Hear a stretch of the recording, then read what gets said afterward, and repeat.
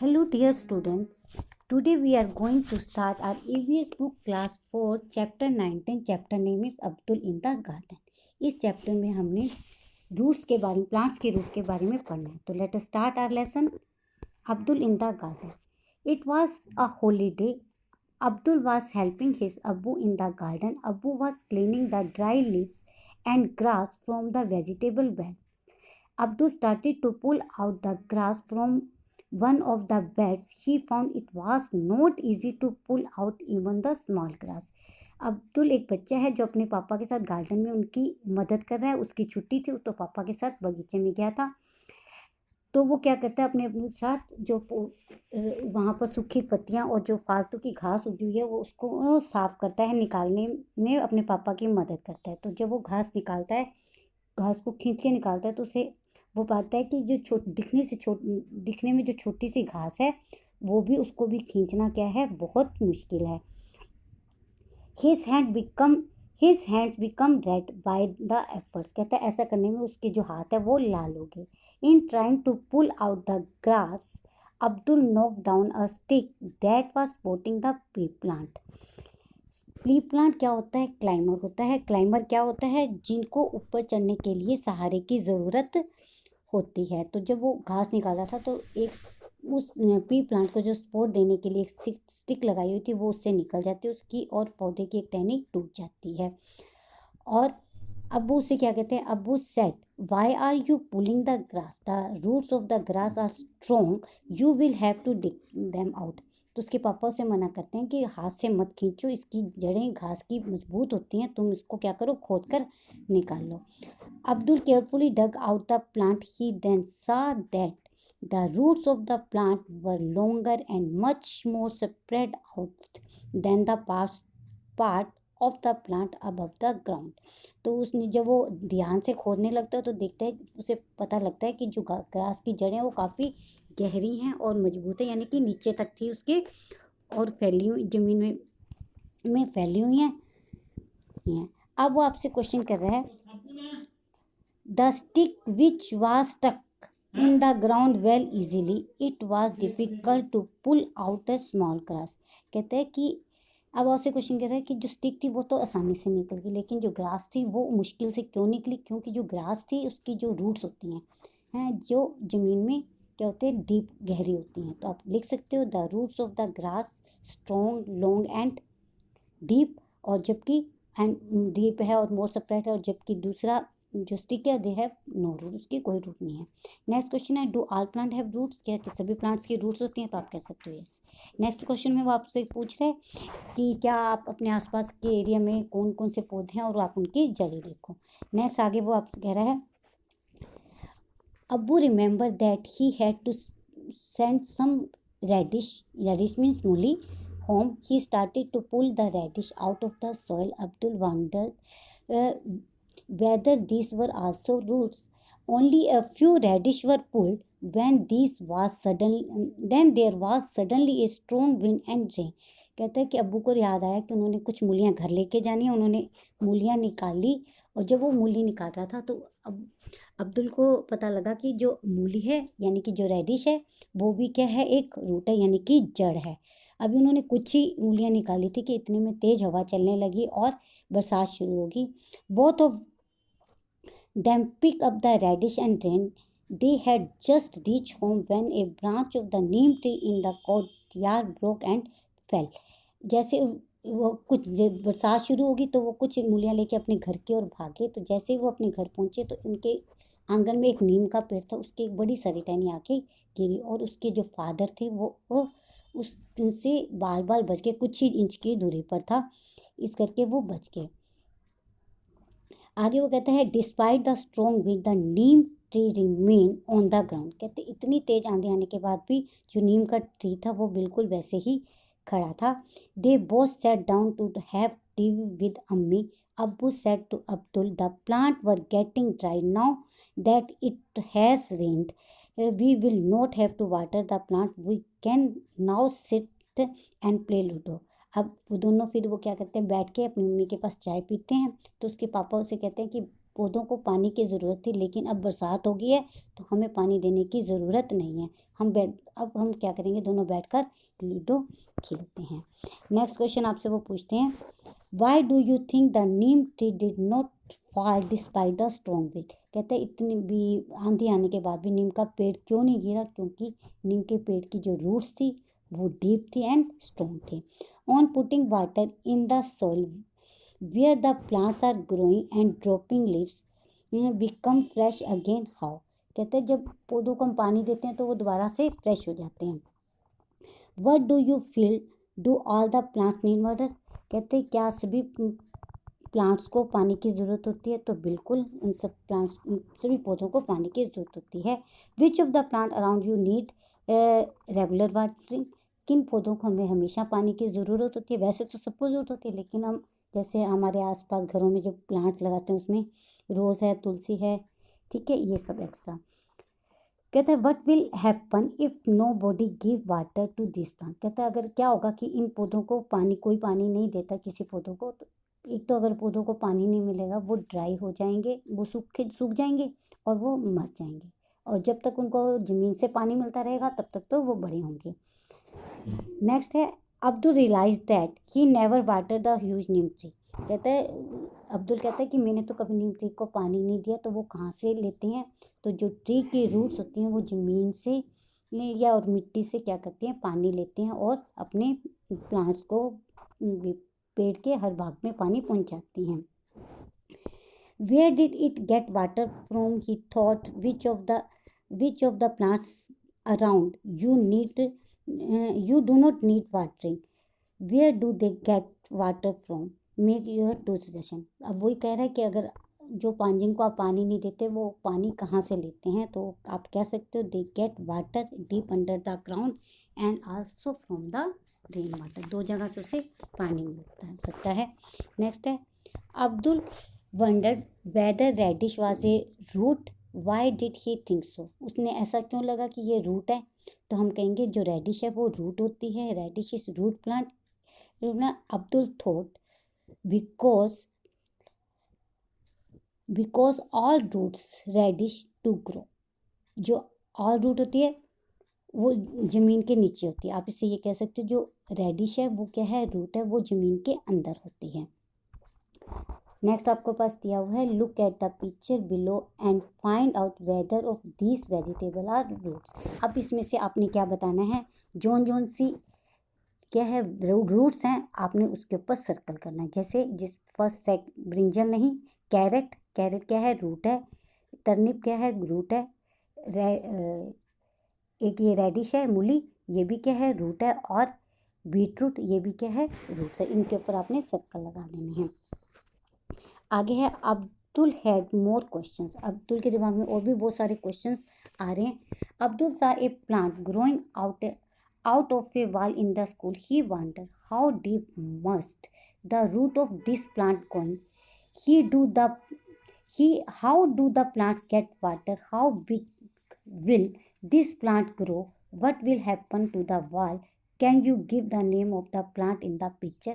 कहता है अब्दुल के दिमाग में और भी एक क्वेश्चन आते हैं, वो क्या है कि उसने एक दीवार में कुछ पौधों को उगते हुए देखा, तो वो कहता है कि इनकी जड़ें कितनी बड़ी होती होंगी, ठीक है, तो ये 10-12 इंच की होती, 10 से 20 इंच तक की हो सकती हैं।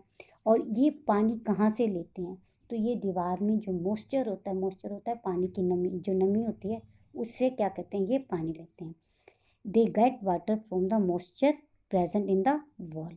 और क्या देखो जब ज़्यादा बड़ा पौधा हो जाएगा तो दीवार गिरने का खतरा हो जाता है, दीवार गिर सकती है। और जो ये पिक्चर दिखाई गई है ये किस प्लांट की है, ये है मनी प्लांट, पीपल प्लांट की।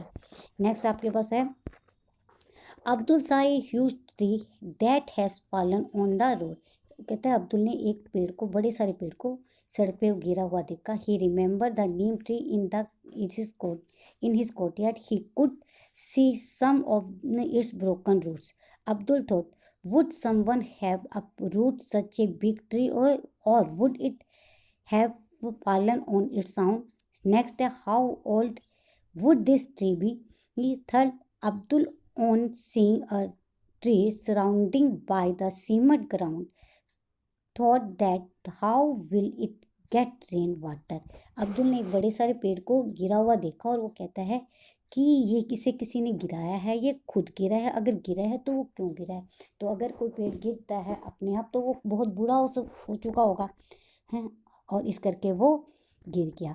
और ये ट्री कैसा होगा, ये बहुत पुराना ट्री होगा जिसकी जड़ें कमज़ोर हो गई होंगी, बूढ़ा हो गया होगा, इस करके वो गिर गया, यानी कि वेरी ओल्ड होगा। और तीसरे में कहता है कि एक उसने पेड़ देखा जिसके चारों तरफ के सीमेंट से बंधा हुआ है। तो अब सीमेंट के अंदर से तो क्या होगा, वाटर क्रॉस नहीं करता, तो वो पानी कहाँ से लेते हैं। तो जो सीमेंट के अंदर जिसके आसपास सीमेंट लगाया गया वहाँ पानी तो जाएगा नहीं, रेन वाटर। तो ये वाले पेड़ कहाँ से पानी लेंगे, जमीन के अंदर से लेते हैं। They get they get they get water from the deep under the soil. आगे आपसे क्वेश्चन है, अब आ गया अनयूजुअल रूट्स। अनयूजुअल रूट क्या है, have you swing from A banyan tree. कहता है कि आप बनियन ट्री के ऊपर कभी झूले हो।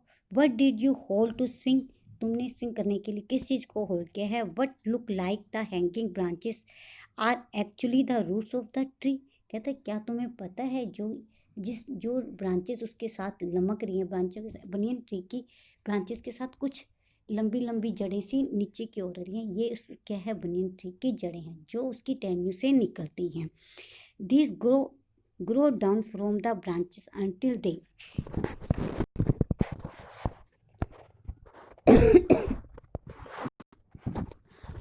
reach the ground।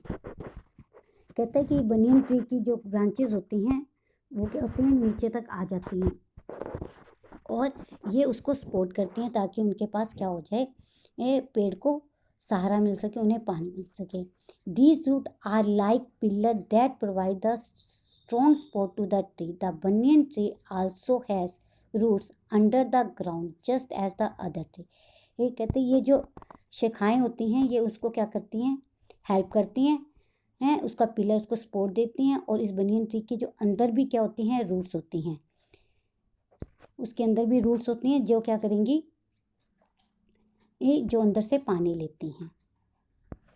नेक्स्ट आपके पास वो कह रहा है, there is a law against cutting tree. कहता है पेड़ों को काटने के अगेंस्ट एक लॉ बना हुआ है जिसमें क्या बताया गया कि हम अपनी इच्छा से कोई भी के पेड़ को नहीं काट सकते हैं। अगर हमने पेड़ को किसी कारणवश काटना है तो हमें उसकी परमिशन लेनी होगी सरकार से। फॉरेस्ट डिपार्टमेंट होता है, उससे हमें परमिशन लेनी होती है, तभी हम उसको काट सकते हैं। नेक्स्ट है आपके पास एक एक्टिविटी आपको करनी है। इस एक्टिविटी में आपको क्या बताया गया, आपने कुछ मूंग दाल लेनी है, उसको क्या करना है, एक रात भिगो के रखना है, सुबह वो थोड़ा सा सॉफ्ट हो जाएगी। फिर उस मूंग दाल को आपने क्या करना है, गिल्ली रुई में रख कर उसे अच्छे से बंद कर देना है। और 3-4 दिन बाद आप उससे देखोगे कि उसके अंदर से स्प्राउट उग गए हैं और उसकी जड़ें हैं वो निकल गई और वो रुई के साथ फंस गई हैं। और अगर उसको आप खींच के निकालोगे तो वो थोड़ा सा मुश्किल होगी। हमें इस काम में क्या ध्यान रखना है, इसमें ध्यान रखना है कि जो रुई है वो गिल्ली रहनी चाहिए। ये एक्टिविटी यहाँ लिखी गई है, मैंने आपको हिंदी में समझा दिया है कि आप हमेशा मूंग दाल आपने ली है, उसको भिगो के रखना और फिर जब वो भीग के सॉफ्ट हो जाएगी तो उसको आपने रुई में लपेट के, रुई क्या है गिल्ली रहनी चाहिए, और उसको टाइट करके रख देना। कुछ दिनों बाद उसमें से वो फट जाएंगे, स्प्राउट निकल आएंगे, वो उसकी क्या होती हैं, जड़ें होती हैं। और जब उसको आप रुई से निकालोगे तो वो थोड़ा मुश्किल होगी, वो उसके अंदर फंस चुकी होती है। फिर आपसे बस आपने ऑब्जर्व करके बताना है 4th डे और 8th डे में कैसी कैसी थी। नेक्स्ट है, हैज़ योर हाइट इंक्रीज, ये नहीं हम कहेंगे। नेक्स्ट हमारे पास है वट ग्रो। अब आपके पास है एक यहाँ पे एक्टिविटी आपके पास और है, desert oak is a tree. Desert oak is a tree that is found in Australia. It grows almost as tall as your classroom wall. It has very few leaves. Guess how deep its roots go down. Imagine the length of about 30 such trees laid down in a line end to end and offer after that। अब यहाँ पे आपको कहते हैं desert oak tree होता है जो कहाँ मिलता है, ऑस्ट्रेलिया में मिलता है। कहते हैं ये आपकी क्लास की दीवार जितना लंबा होता है। और कहते हैं आप मान सकते हो कि जो इसकी जो जड़ें होती है वो कितनी लंबी होती है। कहते हैं ऐसे 30 ट्री को मिला दो, जितनी इसकी हाइट है इतनी 30 बार इसको रखो, इतनी लंबी इसकी जड़ें होती हैं। ये जड़ें तब तक बढ़ती हैं जब तक कि इनको पानी ना मिल जाए।